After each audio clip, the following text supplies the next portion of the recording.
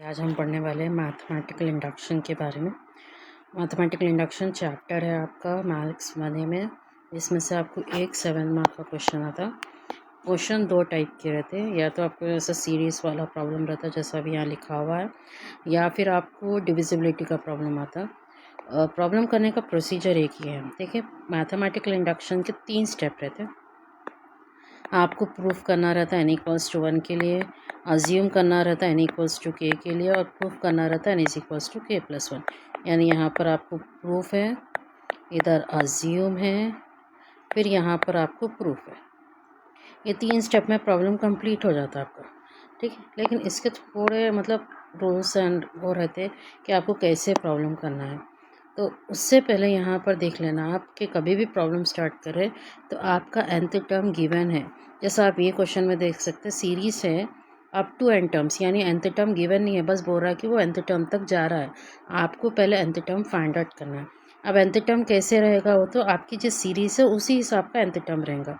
अब आपका first term देखेंगे ऊपर 1 है, सेकेंड टर्म में ऊपर 1 है, थर्ड में ऊपर 1 है, मतलब nth टर्म में भी ऊपर 1 ही रहेगा। डिनोमिनेटर में देखेंगे आपको दो टर्म है, 1 × 4, वो पॉइंट नहीं है, मल्टीप्लिकेशन है।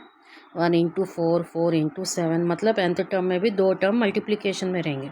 वो टर्म्स क्या रहेंगे, तो आप क्या करेंगे, ये पूरी सीरीज़ में से पहला टर्म देखेंगे नीचे डिनोमिनेटर में। पहला टर्म आपका 1 है, 4 है, फिर 7 है। यहाँ पहला टर्म मतलब ये आपसे फर्स्ट टर्म दिख रही है, 1 फिर 4 फिर 7, ऐसे सो ऑन। तो ये जो सीरीज़ बनी, ये सीरीज़ में आप ये देखेंगे कि आपके पास ए क्या है 1, डी क्या है 4 - 1, यानी कॉमन डिफरेंस 3। तो nth टर्म निकालने का फॉर्मूला था अपना अरिथमेटिक प्रोग्रेशन में, ए का वैल्यू 1 डालेंगे और डी की जगह पे 3 डालेंगे। तो 1 + 3n - 3, 3n 1 में से 3 निकाले 2। ये मेरा nth टर्म हो गया फर्स्ट फैक्टर के लिए। सिमिलरली अपन और एक फैक्टर लिखेंगे, क्योंकि यहाँ पर 2 फैक्टर्स है। तो आपका जो सेकेंड फैक्टर है, वो सेकेंड फैक्टर क्या है 4, 7, 10। तो आपकी जो सीरीज़ बनेंगी सेकेंड फैक्टर के लिए वो रहेंगी 4, 7, 10 एंड सो ऑन, जिसमें ए का वैल्यू 4 है, डी का वैल्यू 7 - 4 दैट इज़ 3। तो आपका फिर से फॉर्मूला होगा a + n - 1 × d, यानी 4 + n - 1 × 3, 4 + 3n - 3, 3n 4 में से 3 निकाले 1। ये मेरा nth टर्म के दोनों फैक्टर्स मिल गए मेरे को। तो अब मैं पहले क्वेश्चन को कंप्लीट करूँगी, यानी 1/1 × 4, 1/4 × 7, 1/7 × 10 plus on plus 1/ first term आपका रहेगा 3n - 2, सेकेंड टर्म आपका रहेगा 3n + 1 = n/3n + 1। ये एक बार आपका nth टर्म बन गया, तब आप अपने प्रॉब्लम को स्टार्ट करना है। आपको n=1 के लिए फर्स्ट प्रूफ करना है, जिसके लिए आप LHS अलग निकालेंगे, RHS अलग निकालेंगे। RHS किसको बोलते हैं, = के बाद वाले टर्म को। के बाद आप देख सकते 3n + 1 था, तो आपका = के बाद वाला टर्म है n/3n + 1, जिसमें n की जगह पे 1 डालेंगे तो 1/3, 1 + 1 यानी 1/3 + 1, 1/4। ये RHS हो गया। LHS में क्या करना है, LHS में आपको पूरी सीरीज़ है, तो LHS में n=1 तो सिर्फ फर्स्ट टर्म लीजिए, सीरीज़ के पूरा सीरीज़ नहीं लेना है। जब आप n=1 की बात करें, मतलब आपको सिर्फ पहला टर्म लेना है, तो पहला टर्म होगा 1/1 × 4, 1/4। आप देख सकते हैं LHS और RHS सेम है। तो n=1 में LHS में सीरीज़ का सिर्फ पहला टर्म लेना है, उसके बाद वाले टर्म्स नहीं लेना है। और RHS में = के बाद जो टर्म है उसमें n की जगह पे 1 डालना है और चेक करना है कि LHS और RHS का आंसर सेम है या नहीं है। अब आप देख सकते हैं LHS RHS सेम है। तो ये स्टेप बाय स्टेप प्रॉब्लम को जाना बेटा। पहला स्टेप क्या था अपना, कि nth टर्म देखना है, कि अगर nth टर्म नहीं है तो nth टर्म बनाना है। nth टर्म बनाने के लिए कभी AP का फॉर्मूला लगता, कभी फॉर्मूले के हिसाब से कुछ और चीज़ रख सकती। तो इट डिपेंड्स कि आपकी सीरीज़ कैसी है, वैसे ही उसमें आपको आपका nth टर्म बनाना पड़ता है। चलिए, ये आपका n=1 के लिए प्रूफ्ड हो गया।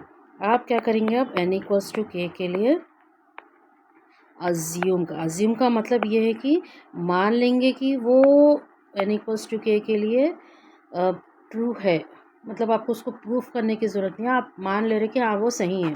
तो मान जब ले रहे तो कुछ नहीं करना है आपको, आपका जो क्वेश्चन का स्टेटमेंट है, क्वेश्चन के स्टेटमेंट में n हटा के k डालना है, दैट्स इट।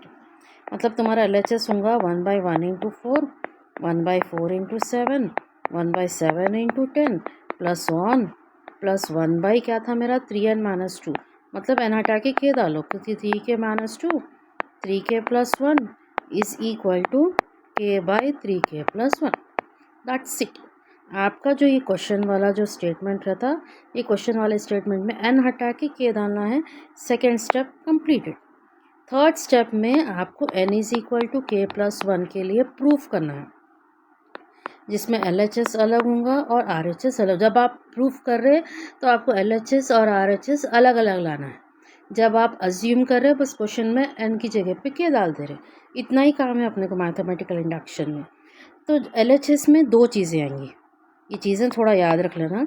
जब LHS आप बना रहे हैं n = k + 1 का, इसमें आपको लिखना है n = k का RHS, ठीक है, ये पहला टर्म होगा। फिर प्लस डाल के n = k + 1 लिखना है, किसमें बोल तो nth टर्म में। चीज़ें याद रख लो। LHS में दो टर्म आएंगे, पहला टर्म है कि n = k का RHS। ये जो n = k तुम्हारे को आया ना, अभी यहाँ पर अपन n की जगह पे k डाल के जो स्टेटमेंट बनाए, इसका जो RHS मतलब = के बाद वाला वो टर्म लेके बस इधर डाल दो। n = k का RHS डाल दिए। अब nth टर्म में n की जगह पे k + 1 डालना है। nth टर्म कहाँ है, जो अपन क्वेश्चन में ऐसे बनाए, ये अप टू nth टर्म था, और अप टू n टर्म को अपन क्या बनाए, ये बनाया ना, इसमें n की जगह पे k + 1 डालना है। क्लियरली जाइए, इधर उधर मत जाइए। तो nth टर्म में आपको k + 1 डालना है, तो 1/, मेरा nth टर्म में थोड़ा लिख लेती हूँ इधर। मेरा nth टर्म है 3n - 2 और 3n + 1, इसमें n की जगह पे k + 1 डालना है ना मेरे को। 3 × n की जगह पे k + 1 - 2, फिर आपको 3 × k + 1 + 1, ऐसा खत्म। सिंपल है। डाल दिए, डाल देने के बाद अब इसको आपको सॉल्व करना है, जहाँ तक आप सॉल्व कर सकते करना है। चलिए सॉल्व करने का भी मैं आपको स्टेप बाय स्टेप प्रोसीजर समझाती हूँ। सॉल्व कैसे करेंगे, ये पहले तो इसको थोड़ा और सॉल्व कर लेंगे। k/3k + 1 1/3 मल्टीप्लाई करें 3k + 3 - 2 और 3k + 3 + 1, ठीक है। तो ये हो जाएगा k/3k। थोड़ा ही क्या होता, कभी कभी बहुत लंबा जाता, कभी आसानी से आंसर हो जाता, लेकिन लंबा जाता उसको अगर अपन स्टेप बाय स्टेप सही करें तो सही हो जाता। 3k, 3 में से 2 निकाले 1, और इधर 3k 3 + 1 4, थोड़ा सिंप्लीफाई कर लिया आप, k + 1 था सो उसको मल्टीप्लाई वगैरह कर लिए। ये स्टेप के बाद ये देखो कि आपके डेफिनेटली दो टर्म रहते हैं, ये एक टर्म ये एक टर्म। इन दोनों टर्म में से आप कुछ कॉमन निकाल सकते हैं। क्या कॉमन का मतलब ये है कि ऐसी चीज़ जो दोनों में है और उसको आप बाहर निकाल दें, या तो न्यूमरेटर में से निकलेंगी या डिनोमिनेटर में से। न्यूमरेटर में से तो कुछ नहीं निकलता, क्योंकि इधर k है इधर 1 है, तो कुछ चीज़ तो कॉमन नहीं है। डिनोमिनेटर में अलबत्ता आप देख सकते हैं कि 3k + 1 कॉमन है, जिसको आप बाहर निकाल सकते हैं। कभी भी पहला स्टेप यही देखना अपन कि दो टर्म में से कुछ चीज़ बाहर निकल सकती है क्या, उसको बाहर निकाल देना। इससे क्या हो जाता है, अपना आंसर क्या कैलकुलेशन आसान हो जाता है। बाहर निकालने के बाद अगर नीचे से कॉमन निकाल रहे तो 1/, में लिखना है।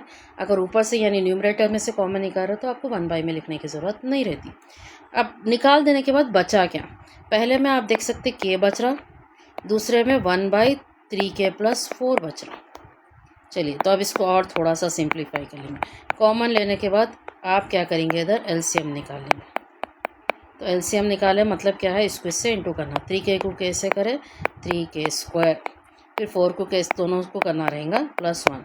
अब इसके बाद वाला स्टेप में आपको फैक्टराइजेशन करना है, यानी आपको थोड़ा सिंप्लीफाई, कॉमन, LCM, फैक्टराइजेशन, ये स्टेप बाय स्टेप गए, प्रॉब्लम कर सकते हैं।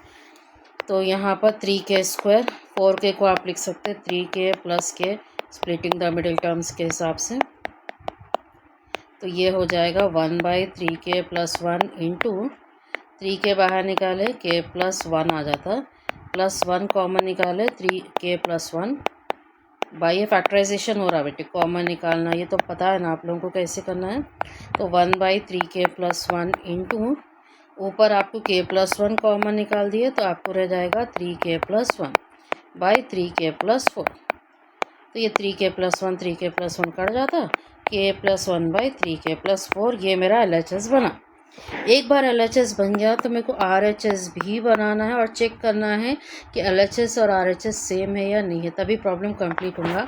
तो RHS के लिए अपना RHS देख लेंगे। RHS कहाँ था अपना क्वेश्चन का RHS था n/3n + 1।